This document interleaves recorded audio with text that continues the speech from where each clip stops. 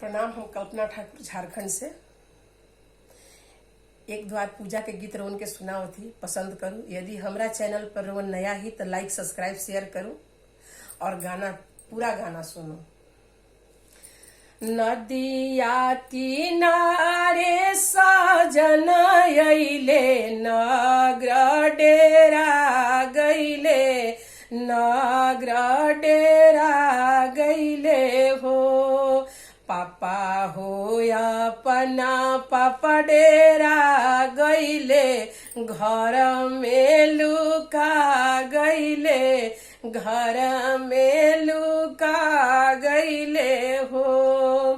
का तू पापा डेरा गइला, घर में लुका गइला, घर में लुका गइला हो।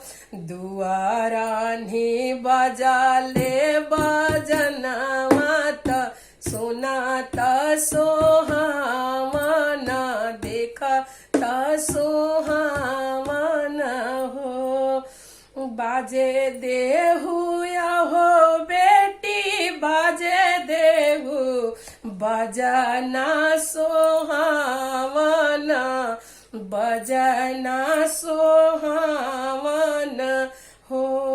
परल दहे जावा के सोच सजन, देखी डर लगे सजन, देखी डर लगे हो। नदिया किनारे सजन अइले, नगर डेरा गइले, नगर डेरा गइले हो।